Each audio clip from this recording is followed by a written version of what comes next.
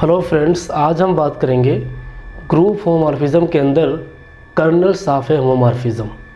इसकी डेफिनेशन में लिखा हूँ और ये कर्नल्स जो आपकी है बहुत इंपॉर्टेंट है कि हम जब चेक करते हैं कि किसी ग्रुप से दूसरे ग्रुप के अंदर कितने काउंटिंग में होमोमॉर्फिज्म बनेंगे तो वहाँ पे हम कर्नल से ही काम करते हैं। ये कर्नल्स आप ग्रुप होमोमॉर्फिज्म के अंदर इसको स्किप नहीं कर सकते, इसको आपको पढ़ना पड़ेगा। जो आपका कर्नल्स है ये पूरे ग्रुप थ्योरी के अंदर, मतलब जो आपका ये होमोमॉर्फिज्म खास करके है, इसके अंदर ये बहुत इंपॉर्टेंट है। तो इसको ज़रा मैं एक बार इसकी डेफिनेशन में लिखा हूँ और ज़रा इसको समझते हैं कि इसका डेफिनेशन किस तरह से काम आता है, क्या कहता है। ठीक है, let F G to G dash be a homomorphism. Okay, the kernel of f is defined by ker f is equal to, इस ग्रुप के वो सारे एलिमेंट आएंगे जिनकी जो इमेज क्या आएगी, int आएगी, और जो int है वो क्या है, वो जो e डैश है वो क्या है, इस ग्रुप g डैश का क्या है, वो int एलिमेंट है। समझ गए आप? क्लियर? मतलब ये डेफिनेशन ये कहता है कि आप दो ग्रुप लीजिए G और G डैश और एक फंक्शन होमोमॉर्फिज्म हो, तो जो कर्नल्स आपका आएगा उसके अंदर वो सारे एलिमेंट जाएंगे, ठीक है, जिनकी जो इमेज आए वो क्या है, int एलिमेंट है। जो ये आपका int है वो इस ग्रुप का एक एलिमेंट है। क्लियर? ये आपका क्या है, कर्नल्स की डेफिनेशन है। आपको कर्नल्स निकालने के लिए होमोमॉर्फिज्म की ज़रूरत पड़ेगी। ठीक है, तो ये डेफिनेशन है। एक्चुअली ये बहुत ही अच्छा डेफिनेशन है, इसको आप स्क्रीनशॉट कर लीजिए। ठीक है, और उसके बाद मैं आपको एग्जांपल देने जा रहा हूँ। ठीक है, एग्जांपल आपको देता हूँ मैं। पहली बात तो एग्जांपल आपको दे रहा हूँ मैं, क्या, एफ आर से लेकर के आर प्लस तक, नो आर स्टार। ओके, मैं एक फंक्शन डिफाइन करता हूँ e की पावर x।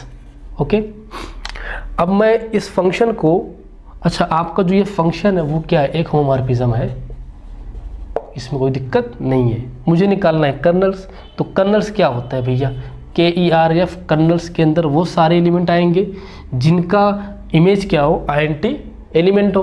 तो int एलिमेंट इसका जो है वो 1 है और जो इसका int एलिमेंट है वो 0 है। क्लियर?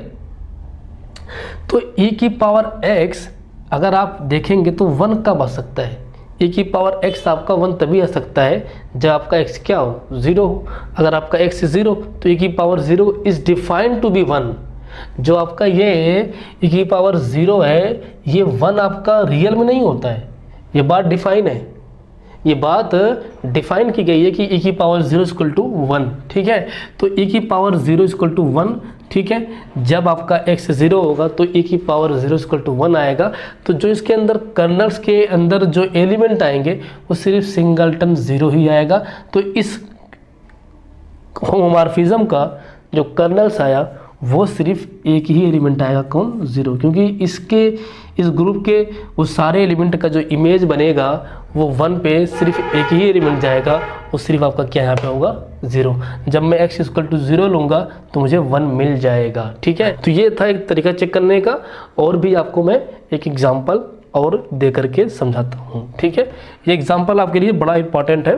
ठीक है, और कोशिश करें कि आप एग्जाम्पल खुद से बनाएं, क्योंकि आप कोशिश जब करते हैं ना तो कोशिश आपकी बड़ी लाजवाब होती है। Practice is a most important in any field. Okay, जहाँ पे आप सीख रहे हैं, कोशिश कर रहे हैं, किसी भी फील्ड में हो, तो प्रैक्टिस आप ज़रूर करें और ख़ुद से प्रैक्टिस करें आप, ना कि किसी और से प्रैक्टिस करवाएं आप। कोई भी काम हो, ठीक है, पढ़ना हो, कोई भी खेल, कोई भी चीज़। ठीक है, तो ये है आपका डेफिनेशन, इसको मैं रेस करता हूँ। अब एक और इधर हम आपको एग्जांपल मैं डिफाइन कर देता हूँ, क्या, एफ जेड से लेकर जेड तक। ठीक है, जेड से लेकर जेड तक। ठीक है, तो z से लेके z तक मैं एक फंक्शन डिफाइन करता हूँ, f of x equal to x। ये मेरा एक int फंक्शन है और एक ग्रुप है z, और इसका मुझे निकालना है कर्नल्स। तो कर्नल्स निकालने के लिए मुझे क्या करना पड़ेगा, कि मतलब इस ऐसे कितने फंक्शन हैं, ऐसे कितने एलिमेंट्स इस z के अंदर से आएंगे जिनकी इमेज 0 होनी चाहिए, क्योंकि जो ये z है ये प्लस के रिस्पेक्ट में एक साइक्लिक ग्रुप फॉर्म करता है और जो इसका एंटी एलिमेंट है वो 0 है और इसका भी क्या है 0 है। तो 0 यानी एंटी मतलब 0, तो ये जो फंक्शन है वो 0 कब होगा, जब x इक्वल टू क्या हो 0 हो। अगर आपका x 0 नहीं होगा तो यहाँ पे 0 नहीं आ सकता, आपका x 0 तो फंक्शन की वैल्यू 0।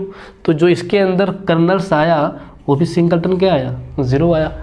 कर्नल्स आपका सिंगलटन 0 भी आ सकता है, कुछ भी आ सकता है, कुछ भी आएगा, लेकिन हमेशा कर्नल्स आपका जो आएगा वो नॉन एम्प्टी सेट आएगा। हमेशा आपका जो कर्नल्स आएगा वो एक नॉन एम्प्टी सेट आएगा। मतलब आप अभी क्या है कि यहाँ पे मैं तो ऐसे ही बोल दिया कि नॉन एम्प्टी सेट छोड़ दीजिए आप, बल्कि जो आपका कर्नल्स होता है वो एक नॉर्मल सब ग्रुप फॉर्म करता है। क्लियर? अब देखिए, ठीक है, तो जो आपका ये हो गया फंक्शन, इसके अंदर जो कर्नल्स आए वो सिर्फ सिंगलटन 0 ही आए। और एग्जांपल दे देता हूं मैं आपको, ये ले लीजिए आप, मैं डिफाइन कर देता हूं एक फंक्शन और f z8 से लेकर के z4 तक। ओके, ठीक है। और एक सेकेंड दोस्त, हाँ नहीं बिल्कुल ठीक है, z8 से लेकर के z4 तक मैं फंक्शन डिफाइन करता हूँ। फंक्शन आपका है ट्रिवियल फंक्शन और ये आपका होमोमॉर्फिज्म है। ट्रिवियल फंक्शन जो होता है वो आपका ये दोनों ग्रुप के बीच के जो ऑपरेशंस हैं उनको प्रिजर्व करता है। तो जो मेरा f है वो क्या है, होमोमॉर्फिज्म है जो कि ट्रिवियल है। इसका कर्नल निकालेंगे तो पूरा का पूरा क्या आ जाएगा, z8 आ जाएगा। कर्नल ऑफ f जो आएगा वो पूरा का पूरा z आ जाएगा, z8। क्यों? x इक्वल टू आप कुछ भी लीजिए, 1 2 3 4 5 6 7 तक जाएंगे आप, तो 0 भी लेंगे तब भी 0 आएगा, 1 लेंगे तब भी 0 आएगा। तो इस ग्रुप के कोई भी एलिमेंट्स लेंगे तो सबकी जो इमेज क्या है 0 है। तो जब सबकी इमेज 0 है तो सब एलिमेंट कर्नल्स में जाएंगे by definition of a kernel. तो ये आपका z8 हो गया कर्नल्स, ठीक है। अब कर्नल्स के बारे में सिर्फ इतना ही बोलूँगा मैं, बाकी एग्जाम्पल हो गया। अब कुछ प्रॉपर्टीज़ पे मैं बात करूँगा, ठीक है।